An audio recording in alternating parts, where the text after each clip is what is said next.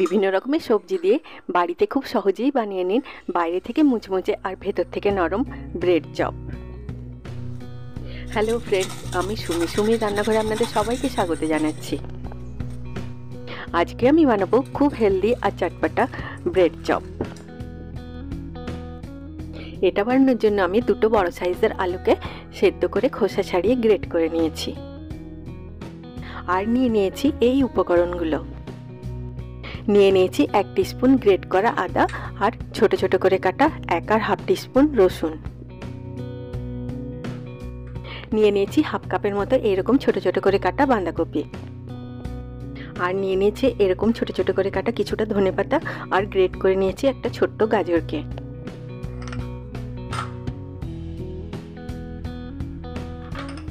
এরকম ছোট ছোট করে কেটে নিয়েছি একটা মিডিয়াম সাইজের পেঁয়াজকে। 1 কাপ মটরশুঁটিকে একটা গ্রাইন্ডিং জারের মধ্যে নিয়ে পালস মোডে আমি একটু গ্রাইন্ড করে নিয়েছি যাতে মটরশুঁটিগুলো একটু ভেঙে যায়। আশা করি আপনারা দেখেই বুঝতে পারছেন যে মটরশুঁটির দানাগুলো কিভাবে গ্রাইন্ড করা হবে। চপটাকে যদি আপনারা নিরামিষ বানাতে চান তাহলে পেঁয়াজ আর রসুনটাকে বাদ দিয়ে দেবেন আর দিয়ে দেবেন 1 টেবিল স্পুন গ্রেট করা আদা আর অল্প হিং। আসুন এবারে আমরা ব্যাটারটা বানিয়ে নিই। এটা বানানোর জন্য এখানে আমি একটা বোলের মধ্যে নিয়ে নিলাম ছোলার বেসন হাফ কাপ আর চালের গুঁড়ো হাফ কাপ। চালের গুঁড়োটা দিলে চপটার বাইরেটা অনেক মুচমুচে হয়। দিয়ে দিলাম 1/4 টিস্পুন হলুদের গুঁড়ো আর হাফ টিস্পুন নুন। দিয়ে দিলাম 1 টেবিল স্পুন সাদা তিল আর দিয়ে দিলাম হাফ টিস্পুন চিলি ফ্লেক্স। এই চিলি ফ্লেক্সের পরিমাণটা আপনারা আপনাদের স্বাদ মতো কম বেশি করতে পারেন। হাফ টিস্পুন জোয়ানকে আমি এইভাবে হাতের মধ্যে নিয়ে অল্প ক্রাশ করে এর মধ্যে দিয়ে দিলাম। আর দিয়ে দিলাম কুচি করে রাখা ফ্রেশ ধনেপাতা। আপনারা আমার চ্যানেলটিকে সাবস্ক্রাইব করতে ভুলবেন না আর পাশে থাকা বেল আইকনটি নিশ্চয়ই প্রেস করে দেবেন, তাহলে আমি যখনই নতুন কোনো ভিডিও আপলোড করব তার নোটিফিকেশন ঠিক আপনার কাছে পৌঁছে যাবে। আর দিয়ে দিলাম রাফলি ক্রাশ করা মটরশুঁটিটা 1 টেবিল স্পুন। এবার আমি সব উপকরণগুলোকে খুব ভালোভাবে মিশিয়ে নিচ্ছি। আপনারা আগে সব উপকরণগুলোকে খুব ভালোভাবে মিশিয়ে নেবেন, তারপরে এর মধ্যে জল দিয়ে ব্যাটার বানাবেন, তাহলে ব্যাটারটা ভালো হবে। এবার আমি এটার মধ্যে অল্প অল্প জল দিয়ে খুব ঘন নয় আবার খুব পাতলা নয় এরকম একটা ব্যাটার বানিয়ে নিচ্ছি। আপনারা একসাথে সব জলটা না দিয়ে ধীরে ধীরে জল দিয়ে ব্যাটারটা বানাবেন, তাহলে ব্যাটারটাও ভালো হবে আর এর কনসিস্টেন্সিটাও আপনারা বুঝতে পারবেন। দেখুন ব্যাটারের কনসিস্টেন্সিটা ঠিক এরকম হবে, ঘন হবে কিন্তু এরকমভাবে হাত থেকে পড়বে। ব্যাটারটাকে আপনারা খুব পাতলা করবেন না, তাহলে এটা চপের গায়ে ভালোভাবে লেগে থাকবে না আর চপটা মুচমুচে হবে না। আসুন এবার আমরা স্টাফিংটা বানিয়ে নিই। এই স্টাফিংটা বানানোর জন্য এখানে আমি একটা কড়াইয়ের মধ্যে গরম করে নিচ্ছি 1 আর হাফ টিস্পুন সর্ষের তেল। তেলটা গরম হয়ে যাওয়ার পর এর মধ্যে আমি দিয়ে দিলাম কেটে রাখা পেঁয়াজগুলো।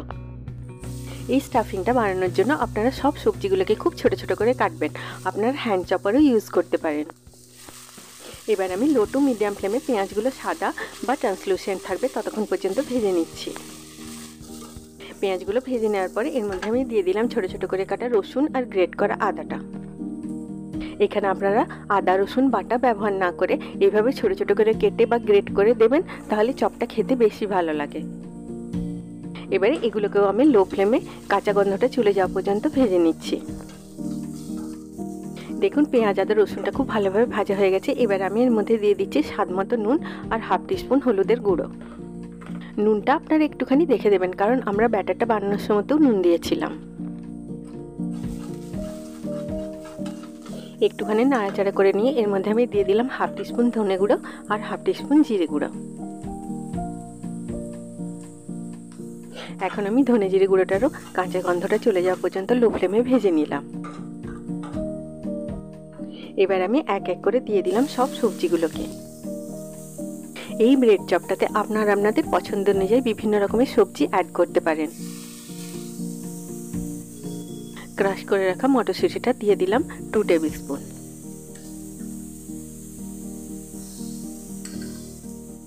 দিয়ে দিলাম কুচি করে রাখা ধনেপাতা। এবার আমি সব সবজিগুলোকে 2 মিনিটের মতো মিডিয়াম ফ্লেমে ভেজে নিচ্ছি। সবজিগুলো খুব বেশি ভাজলে এগুলো ন্যাতন্যাতে হয়ে যাবে আর স্টাফিংটা সেরকম ক্রাঞ্চি হবে না। দিয়ে দিলাম হাফ টিস্পুন চিলি ফ্লেক্স, দিয়ে দিলাম 1/4 টিস্পুন আমচুর পাউডার। একটু নাড়াচাড়া করে নিয়ে এর মধ্যে আমি দিয়ে দিলাম গ্রেট করে রাখা সেদ্ধ আলুগুলো। এবার আমি আলুটাকেও মশলা আর সবজিগুলোর সাথে খুব ভালোভাবে মিশিয়ে নিয়ে মিডিয়াম ফ্লেমে 1 মিনিটের মতো কুক করে নিচ্ছি। আপনারা এইভাবে বাড়িতে একবার সব সবজি দিয়ে ব্রেড চপ বানিয়ে দেখুন। যারা কখনোই সবজি খেতে চায় না তারাও দেখবেন আঙুল চেটে চেটে খাচ্ছে। দেখুন স্টাফিংটা তৈরি হয়ে গেল। এবারে এটাকে আমি একটু ঠান্ডা হয়ে যাওয়ার জন্য একটা প্লেটের মধ্যে রেখে নিচ্ছি। এবারে আসুন আমরা ব্রেডগুলোকে রেডি করে নিই। এখানে আমি ব্রেডের 6টা স্লাইস নিয়েছি।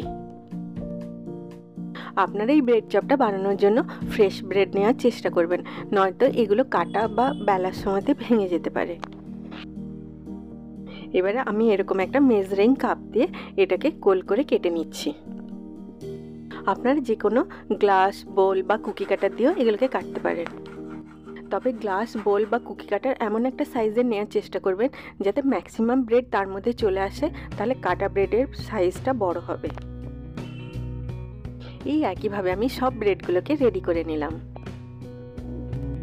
আপনারা এই ব্রেড চপটা বাচ্চাদেরকে একটা ইভিনিং স্ন্যাক হিসেবেও দিতে পারেন। স্টাফিংটাকে আপনারা আগে তৈরি করে একটা এয়ারটাইট কন্টেনারে করে ফ্রিজে রেখে দেবেন, তাহলে চপটা তাড়াতাড়ি বানানো হয়ে যাবে।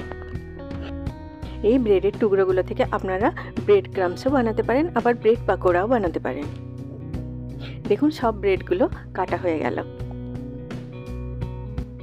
এবার আমি কেটে রাখা ব্রেডগুলোকে বেলনা দিয়ে এইভাবে বেলে নিচ্ছি। ফ্রেশ ব্রেড না নিলে বেলার সময় ব্রেডটা ভেঙে যাবে, আর জল দিয়ে বেলতে গেলে সেটা বেলনার সাথে ছিটে যাবে, বেলা যাবে না। দেখুন এই একইভাবে আমি সব কাটা ব্রেডগুলোকে বেলে নিলাম। দেখুন সব ব্রেডগুলো আমার বেলা হয়ে গেল, আর স্টাফিংটাও ঠান্ডা হয়ে গেছে। এবার আমি একটা ব্রেড নিয়ে তার মধ্যে একটু বেশি পরিমাণে স্টাফিং দিয়ে এইরকমভাবে ভাঁজ করে নিচ্ছি। এখন তো বাজারে অনেক রকমের সবজি পাওয়া যাচ্ছে, তাই আপনারা নিশ্চয়ই বাড়িতে এইভাবে একবার ব্রেড চপ বানিয়ে দেখুন, এটা সবার খুব ভালো লাগবে। একটুখানি বেশি স্টাফিং দিলে চপটা খেতে বেশি সুন্দর লাগে। আমার এই ভিডিওটি যদি আপনাদের ভালো লাগে আপনারা নিশ্চয়ই লাইক করবেন। আপনাদের এক একটা লাইক আমার কাছে অনেক বেশি মূল্যবান। এইভাবে আমি সব ব্রেডগুলোতে স্টাফিং ভরে নিলাম।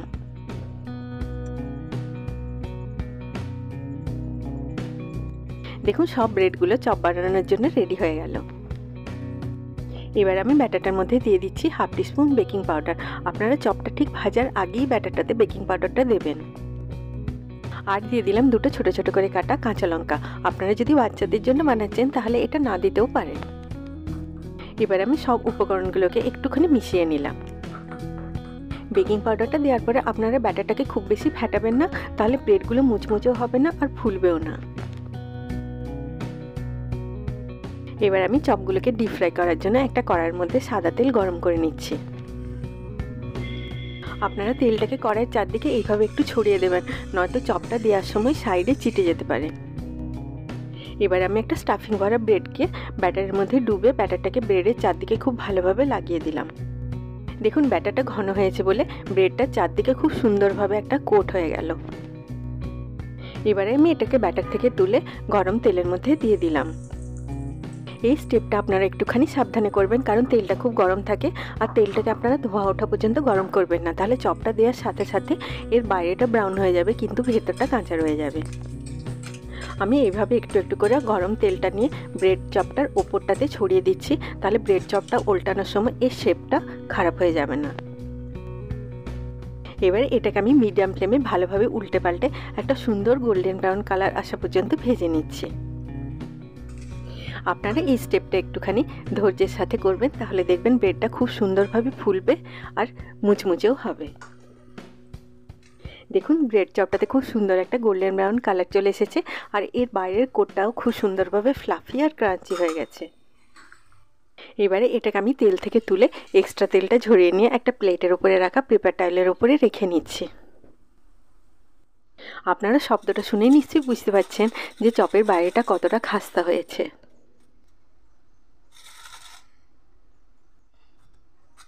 এই একইভাবে আমি সব ব্রেড চপগুলোকে ভেজে নিলাম।